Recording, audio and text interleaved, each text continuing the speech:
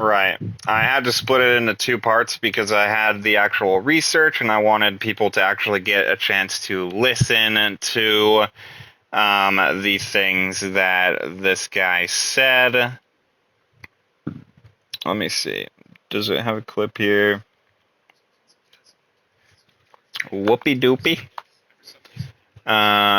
Because this is also very relevant and part of my overall point. So this will be part 3. Part 1 got taken down, by the way, and it's never getting back up because I did it in a way that seemed way too angry and way too hostile, and that makes it impossible to get my point across because people won't listen to that. So let's go. Aha, here we go. Perfect. All right, so now we've got the audio of things he said and why I believe what I believe. Wasn't a good person. They are the I think it's a good time. Rebecca Watson, who's a lot more honest, actually put together just a compilation of the things that Charlie Kirk said in context. What's on the left can describe exactly why people are referring to the things he said in the way they are. Absolutely, I am. In fact, it's worse. It's worse. Were these blacks trying to go rob her? Happening all the time in urban America? Prowling blacks go around for fun to go target white people. That's a fact. Black crime is a major issue in our country. Why are you pushing criminal justice reform exactly? Joy Reid and Michelle Obama and Sheila Jackson Lee and Ketanji Brown Jackson, they're coming out and they're saying, I'm only here because of affirmative action. Yeah, we know. You do not have the brain processing power to otherwise be taken really seriously. You had to go steal a white person's slot to go be taken somewhat seriously. Now, the Southern... What? Shoeonhead lied? That wasn't the black pilot quote. Oh, wow. Oh, okay. Yeah. Yeah, in context, it sounds really fucking bad, because it is. It's extremely racist. He was very, very racist. That's just, like, who he was. Why try and completely change his own messaging? Why try and do that? Unless your goal was to make what he said more moderate. To make it normal, to normalize it. If you can normalize extremist viewpoints, like black women don't have the brain processing power to be able to achieve high levels of positions, and they're stealing those positions from more qualified white people, well, if we normalize that view, then it's not just extremists, not just Nazis, not just white supremacists, not just fascists, not just Ku Klux Klan members, not neo-reactionaries, not all those types, those alt-righters, the groypers, if you will, saying that kind of stuff. It's a moderate position that most normal Republicans should hold. And at that point, holy shit, if this is where the current direction of the Republican Party is headed, if this is what is supposed to be considered normal, that's horrifying.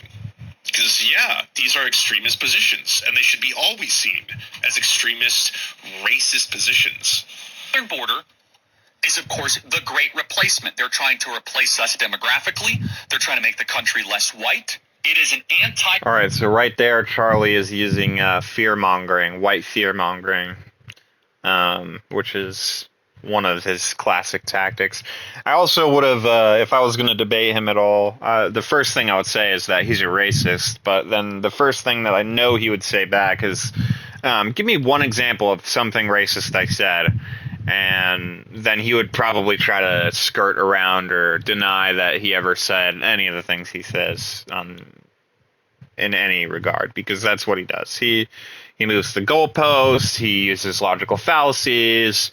When you point out those logical fallacies, he then uses more logical fallacies, diverts, or tries to pin you into a corner using logical fallacies, or he uses rehearsed talking points or strategies. All of these will lead to the opponent looking like a fool if they're unprepared, which is a lot of the time. Even I would probably very easily struggle against this kind of strategy because it's disingenuous. He's not actually engaging with anything at all. And I don't think I would really be the type of person that would present something that is compelling enough to win over an audience who is already fully invested in what he does and says. White agenda. Black pilot, I'm going to be like, boy, I hope he's qualified. Taylor Swift is now engaged to Travis Kelce. This is something that I hope will make Taylor Swift more conservative. Reject feminism. Submit to your husband, Taylor. You're not in charge. America was at its peak when we halted immigration for 40 years and we dropped our foreign-born percentage to its lowest level ever. Miss Rachel, you quote Leviticus 19, love your neighbor as yourself. That chapter before affirms God's perfect law when it comes to sexual matters. In Leviticus 18 is that thou shalt lay with another man shall be stoned to death. Can we get that picture up, Ryan, of that Marvel's Avenger team? Now, I don't know who the person is on the left. Is the person on the left that came and did the interview with Joe, the TikTok? So he just said tranny, which is a transphobic remark, and I don't believe that that should have been censored because it was something he said, and that makes him look very bad. So by censoring that, you are actually helping him by not letting the quote stand as is. Your government is being run by freaks. It's like immediately I have like a Freaks. flashback. So this is another term that they use to other people and make them out to be monsters in society. So making trans people out to be things, freaks, monsters, stuff like that. And so when I hear this kind of rhetoric, it makes me 100% want to shoot this motherfucker. So when somebody did, I was happy about it. And you can't sit here and tell me that I am immoral or I am corrupt because of that. That is, if anybody's corrupt, it's not me, it's that guy. It's the guy who says tranny. It's the guy who says these people need to die. It's the guy who says these people are freaks and monsters and they need to be excommunicated from society. It's the people who leave the comments on YouTube, on Twitter, on Facebook, on X, you name it, who are saying these kinds of things all the time, every day, and saying that these people need to be whatever. Like, it's very easy to find trans hatred everywhere you look. There's trans hatred everywhere, on YouTube, Facebook, Twitter, Instagram, you name it, you can find it. It's easy. It's so easy. I think it would take me about 2 minutes to find an anti-trans quotation.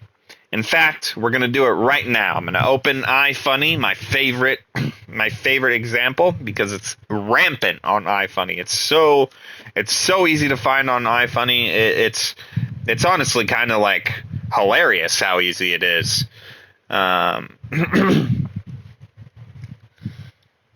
Let's see here. Let's see what we got. Let's try to find.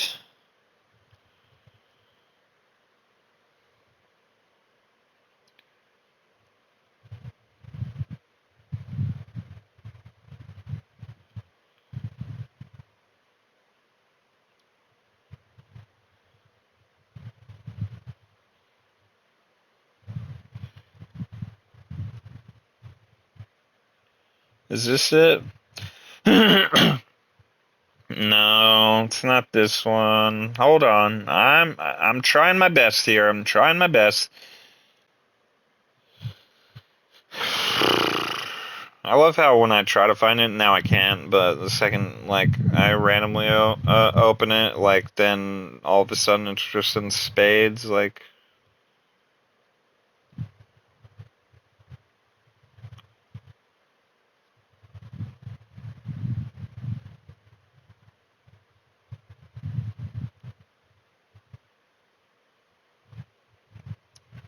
Could have sworn I had left a comment or like or anything to try to prove I had it saved.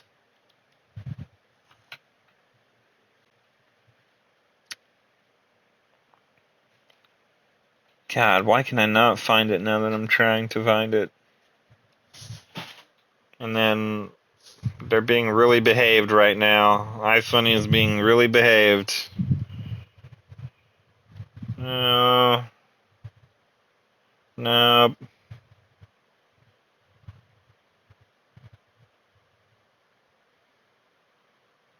No. Why can I not find any trans posts? They did do one about Jimmy Kimmel right there.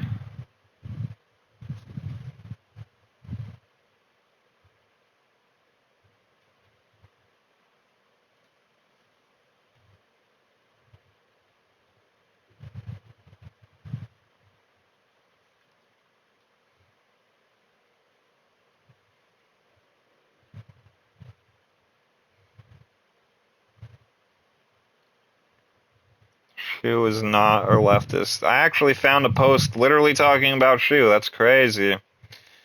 In her video, but I can't fucking find any trans posts.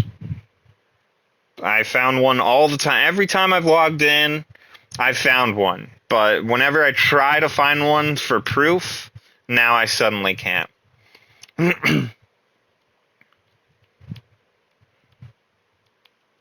Alright, let's try Instagram, because this will be easier.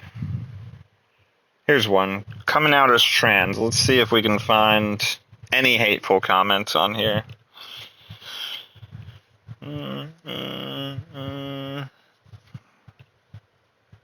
No. Gosh. She must be filtering her comments.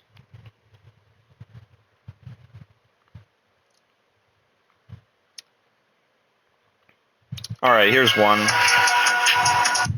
Here's one. Come on. Give me something. Give me something hateful so I can finally read it out. Everybody's saying beautiful. Okay, I need to find somebody who's uglier. Because if they're too beautiful, I guess they get too much love. I don't know why. I don't know what that's about.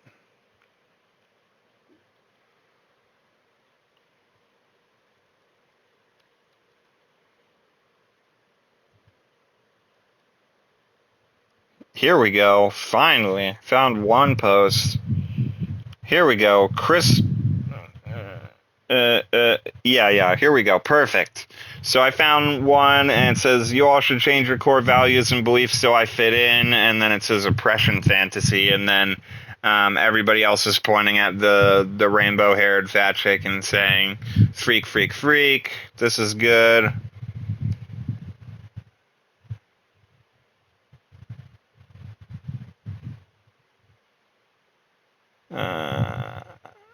I can't find anybody. I can't find anybody, dude. Why is it that when I look for it, I can't find it, but as soon as I stop filming and... Okay, here, perfect. So this person says, stop throwing that man gay ass shit on me, and then the N-word. Perfect. That's exactly what I was looking for. Thank God I found some trans hate so that I could prove once and for all that it's happening.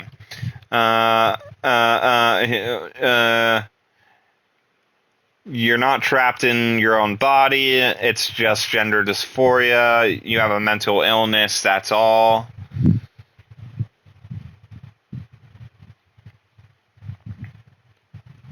You need dysphoria to be transgender.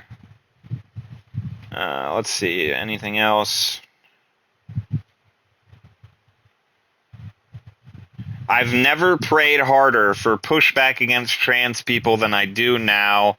I hope Trump smites y'all as much as he can in his time left.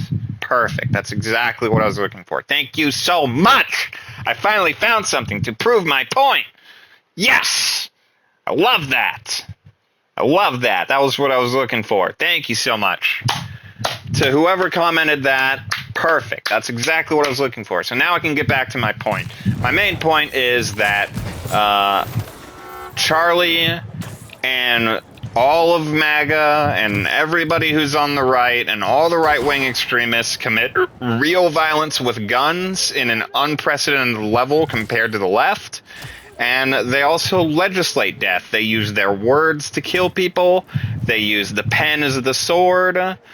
And so Shoe is a piece of shit because she's claiming to be a leftist and she isn't one.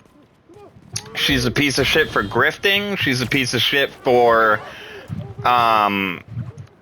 just there's so much wrong with what she said in the These People Are Sick video. So much wrong, and I really encourage you to go watch the Surf Times video because he really gets into the nitty-gritty of everything wrong with Shoe. She's disingenuous. She didn't include any of the context ever. She said that she would rather live in a world with Charlie Kirks that she disagrees with than people that she agrees with that would kill people. Well, I hate to break it to you, honey bun, but you're already living in a world where there's tons of Charlie Kirks that you disagree with, and guess what? Those are the same people that are killing people with the pen or the sword. So the fact that she is just sitting here pretending like it's La La Land and that if he can be killed for his ideas, then I can be killed for mine is moral panic. She's using logical fallacies. She's done almost no research. She's not admitting to any of the other points. So let's continue, shall we? Because there's more evidence. There's even more evidence.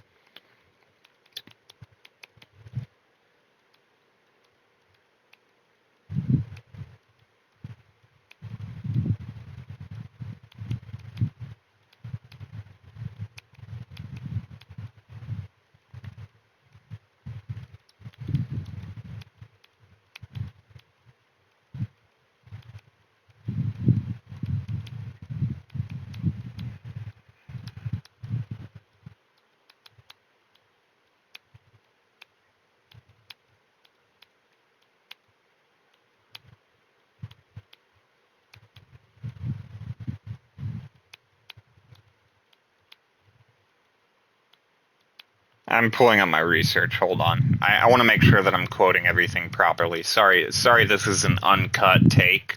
I really, if I had any idea how to edit videos at all, this would be a lot easier because then I could show direct clips of things people said.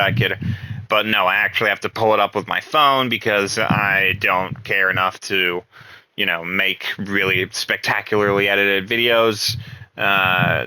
I only ever care about ranting and playing games. That's pretty much it. I'm not trying to turn this into a career. I'm not trying to become a professional YouTuber who covers this stuff. I'm just saying this is my point of view, and I'm already an extremist because I think celebrating the deaths of evil people is a great idea, and I disagree fundamentally with everything Shu had to say, and she's doing tremendous damage to the movement and to leftists in general. And because I stand up for people who are othered, I stand up for the minorities. I hung out with tons of people who were disabled, who had mental illnesses, who were trans, who were minorities, who were not white, who were you name it. I was on their side, and the fact that I live with people who have all sorts of conditions and have been in those groups that are being othered away and erased from society and attacked and are the victims of hate speech and hate crimes.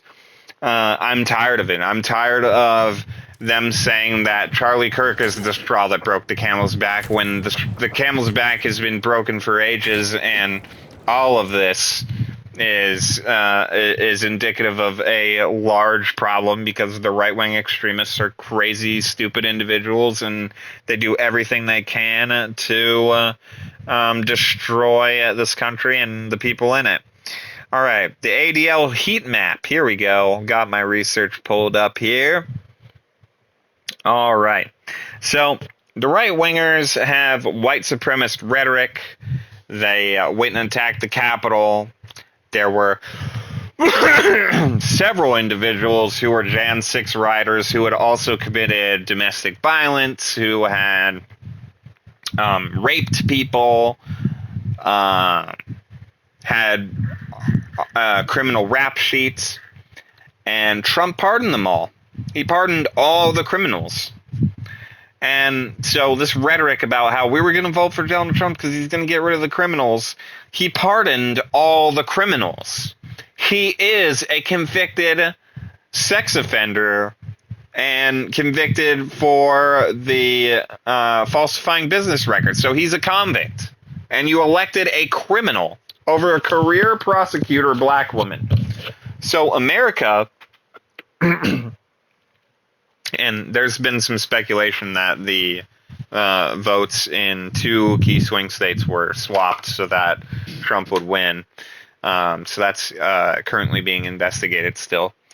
But assuming that that turns up nothing and that it really was a legitimate election, Trump's still a criminal, and we elected an 80-year-old fat white guy who's a career criminal over a career prosecutor black woman who had all the qualifications in the world to do the job and could have done it very easily, and the economy would have been great. The economy is terrible right now. The crime rate is astronomically back to where it was before. It's risen because of Trump. The top 10 highest crime states are all red states. The red states dominate the top 10 list of highest crime. So not only do they dominate the highest crime, the top 10 states dominate the highest crime as red states, but again, they dominate political violence. They're way more prevalent in that as well. ADL heat map shows you murders, plots, propaganda, anti-LGBTQ, etc. You can even filter. CSIS terrorism in the U.S. data set, coded attacks and plots since 1994 with ideological tags. We used START UMD Global Terrorism Database to get this stuff. Historically, the 1990s through 2024, yes, the political right commits more violence than the left. The ADL's 2024 annual report found all U.S. extremist murders in 2023 and 2024 were linked to far-right actors. Total extremist homicides fell, but the share was 100% right-wing in those years. Earlier ADL summaries from 2013 to 2022 also show the majority of extremist killings were by the violent far right. U.S. intelligence and homeland security assessments have repeatedly identified radically and ethnically motivated violent extremists, often white supremacists, as among the most persistent and lethal domestic threats. Let's take a small look back, shall we, at the Jan 2026. So who was there? The Pride Boys were there, or the Proud Boys, or whatever the fuck they call themselves. Those are white supremacists, 100%, and they were there and they did it. Trump called what is it? What was it? Jacksonville, something with Ville in the name. Can't remember off the top of my head, but he called the people there, which were all right-wing extremists and terrible people, great people. He called them great people, and to stand back and stand by to the Proud Boys, stuff like that. He said he hates the Democrats. He hates his political opponents. Just recently at Charlie's funeral. All right. Left-wing attacks and plots outnumbered right-wing for the first time in 30 years, according to CSIS reports. In the first half of 2025, researchers stress this doesn't erase the long-run pattern of higher lethality and volume on the right. It's a short-term shift in incident counts. So even if they pull that kind of stat up, it still doesn't account for the entirety of the whole polling. Major U.S. laws, policies tied to quantified harms and deaths. The Jim Crow laws led to deaths. Redlining led to deaths in the 1930s. Federal bans, restrictions on syringe exchange led to deaths. Anti-drug abuse acts in 1986, 1988. Sentencing disparity that disproportionately incarcerated black Americans. Racially skewed carceral exposure with links to poorer health and premature mortality among incarcerated. Decisions not to expand Medicaid led to deaths, 2.5% mortality reduction among low-income adults from NBER. Medicaid expansion reduces mortality somehow. Believe it or not, Medicaid can actually reduce mortality.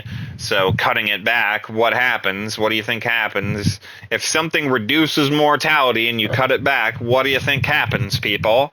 What do you think happens? Next, we got anti-LGBTQ legislation. Emerging evidence links anti-gender, minority, anti-GM policies to worse mental health, increasing suicide attempts among affected youth. So anybody who identifies as trans and is denied care, we see suicide rates increase from anywhere between 7% to 72%. Can you believe that? People who don't get the gender care they want die because they don't want to live anymore because they're in the wrong body. And so then the right goes, oh, well, if we were just giving them the right care, then they wouldn't commit suicide. Yes, the right care is gender-affirming care. It's been proven without a shadow of a doubt to lower the suicide rates in trans individuals. All right, next we got broader literature connects structural stigma against sexual minorities to higher mortality risk over time. Human Rights Watch and medical bodies document widespread care disruptions from youth gender-affirming care bans, which clinicians characterize as life-threatening for some patients. Yep. So, you know, there's tons more, like Trump fucking around with the COVID vax killed 1 million Americans to COVID because they were fucking around for months. Downplayed the severity of the virus, did everything they could to make sure that people didn't want to wear masks, didn't want to get the vax. So everything that we could, didn't want to stay home either, wouldn't do any of the bare minimum practices to keep yourselves from becoming infected, would go out of their way to infect others, would show up with COVID and just coughing all over everybody, not wearing a mask and doing all that shit on purpose, saying, oh, you can survive the virus, let me just cough on you, because they didn't give a fuck. They didn't give a single fuck about it. And because of all that, a bunch of deaths happened. A bunch of Americans died. And guess where they died at? Guess what? Take a wild guess what places were the most affected with COVID deaths. That's right. It was the red states. So go fuck yourself. If you seriously expect me to believe that celebrating Charlie Kirk being killed is a moral dilemma and a corruption of my own character, I'd like you to really take a huge fucking look at yourself and think about all the deaths that the right-wingers have caused. And then come back and tell me how morally bankrupt I am after you've evaluated that statistically. The right-wingers have killed millions at this point. Millions of people, the right-wingers, have killed them. One way or another, whether it be words, whether it be guns. And so, go fuck yourself. And screw you, Shoe. You're not a leftist. Stop claiming you're a leftist. Just because you lean left on certain policies does not make you a leftist. You're a political grifter. You made propaganda. And you're making everybody else in the entire leftist community look bad. And then people on the right are going, oh, she's the only leftist I like. Yeah, it's because she's a fucking right person. She's on the right. She's Tim Pool, dude. I don't know how much more I can take of this. She isn't a progressive. She's not a liberal. She's not a leftist. She's a right-wing grifter that pretends to be a leftist. And the fact that you people still take her seriously after every single video she's produced, that increases misogyny, that increases, she made a whole video about the male loneliness epidemic. And all of that shit was Groiper content. All that shit was incel stuff, like pandering to the incels. Because more than half of her fan base is incels. So go fuck yourself. I'm tired of you, Shu. You're not a leftist. You never can be. You never will be. And until you learn to accept that this is the reality of the situation, you'll never learn. You'll never learn, and you'll never compel anybody. I don't care about me. I'm a lost cause. I'm 100% in favor of getting rid of evil people, and by any means necessary. And it's not a matter of free speech. It's a matter of life or death. So when somebody finally throws a rock back after all the rocks that the right has pelted at us for hundreds of years, when somebody finally stands up and says enough is enough, that person is a hero. Not and is not and so if you're rallying behind the evil person and saying that evil person didn't deserve to die, you're part of the problem.